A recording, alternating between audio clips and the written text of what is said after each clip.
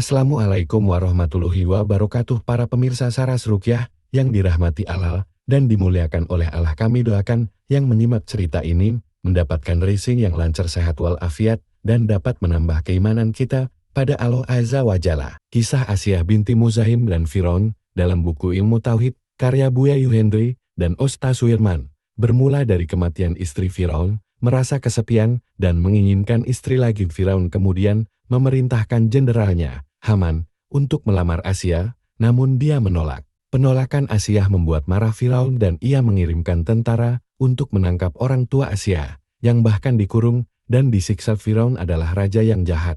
Dia mengira dialah penguasa dunia. Sifat arogannya tak mampu merebut hati Asyah. Asyah kemudian terpaksa menikah dengannya meski dengan tegas menolaknya. Ia bahkan berkata, "Bagaimana saya bisa bersedia menikah dengan Firaun? Sedangkan ia dikenal sebagai raja yang durhaka kepada Tuhan, mengapa Asyah menjadi istri Firaun?"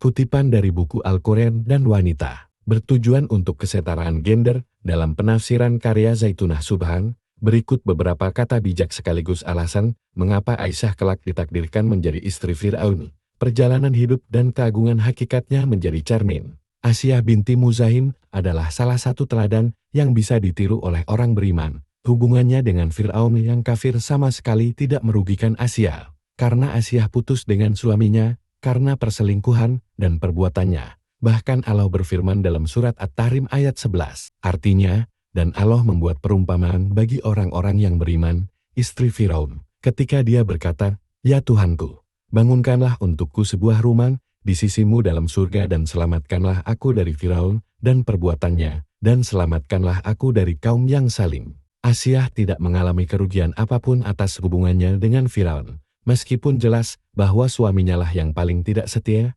Asyah bahkan memilih kematian daripada mencapai kemakmuran kerajaan, mengingat suaminya adalah raja. Menjadi teladan seorang pejuang yang disebutkan dalam Al-Quran adalah Asyah adalah seorang pejuang wanita. Dia hidup di bawah raja dan suami yang tidak adil. Dia memberontak, melawannya, dan mempertahankan keyakinannya meskipun ada risikonya. Ketika Firaun mengetahui bahwa Asyah beriman kepada Allah dan Rasul-Nya, dia mengintai istrinya dan mengikat tangan dan kakinya, lalu menyiksanya di bawah terik matahari. Namun penyiksaan tersebut tidak membuat Asyah lari dan berharap ampun. Asyah mendoakan keselamatannya dan memohon kepada Allah agar tidak terkena kecurigaan seperti yang dilakukan suaminya. Bahkan Nabi bersabda, "Cukup bagimu dari segenap perempuan di alam ini 4 perempuan, yaitu Maryam putri Imran, Hadijah binti Huwailid, Fatimah binti Muhammad, dan Asyah istri Firaun." Hadis riwayat Ahmad, Tabrani, Al-Tahawi,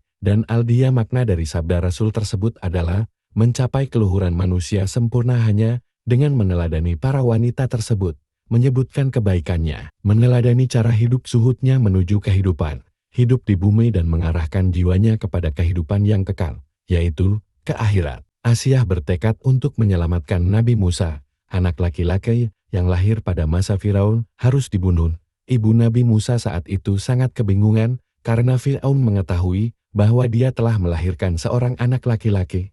Ibu Nabi Musa kemudian mendapat petunjuk dari Allah dalam surat Taha ayat 39 yang artinya, yaitu, "Letakkanlah dia Musa di dalam peti, kemudian hanyutkanlah dia ke sungai Nil, maka biarlah arus sungai itu membawanya ke tepi. Dia akan diambil oleh Firaun musuhku dan musuhnya. Aku telah melimpahkan kepadamu kasih sayang yang datang dariku, dan agar engkau diasuh di bawah pengawasanku." Bayi Nabi Musa tersapu sungai dan kemudian ditemukan oleh Asyah. Dalam buku 10 Wanita Surga karya Dr. Mustafa Murad, menjelaskan bahwa Asyah secara mengejutkan mampu melawan Firaun dan pasukannya. Allah berfirman dalam surat Al-Qasas ayat 9 yang artinya, "Dan istri Firaun berkata, dia adalah penyejuk mata hati bagiku dan bagimu, janganlah kamu membunuhnya. Mudah-mudahan dia bermanfaat kepada kita, atau kita ambil dia menjadi anak." Sedang mereka tidak menyadari tangan dan perkataan Asyah yang nas itu meluluhkan hati Firaun. Dia kemudian diizinkan untuk dengan penuh kasih merawat dan melindungi seorang bayi bernama Musa, yang nantinya akan menjadi bayi yang dalam pelukannya,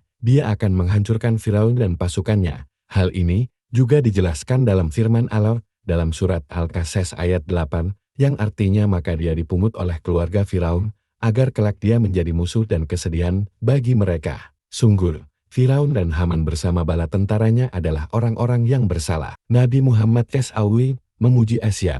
Tak hanya Al-Quran, Nabi Muhammad SAW juga memuji akhlak dan keimanan Asia yang luhur. Dalam sebuah hadis Nabi bersabda bahwa keagungan istri Firaun setara dengan Siti Hadijah dan Fatimah. Siti Hadijah adalah istri Nabi Muhammad. Ada pula Fatimah putri Nabi Muhammad. Ibnu Abbas meriwayatkan bahwa baginda Nabi membuat 4 buah garis di atas tanah. Kemudian menanyakan maksud keempat garis tersebut kepada sahabatnya. Para sahabat tidak mengetahui maksud garis-garis tersebut. Kemudian Rasulullah bersabda, wanita penduduk surga yang paling utama adalah Hadijah binti Huwailid, Fatimah binti Muhammad, Asyah bin Muzaim istri Fir'aun, dan Maryam bin Imran. Semoga Allah meridai mereka semuanya. Hadis riwayat Ahmad. Nabi juga menyinggung perumpamaan Asyah, istri Fir'aun, tentang wanita muslim lainnya. Abu Musa berkata bahwa Rasulullah Shallallahu Alaihi Wasallam bersabda, laki-laki yang sempurna kemuliaannya banyak, namun wanita yang sempurna kemuliaan hanyalah Asyah istri Fir'aun dan Maryam binti Imran.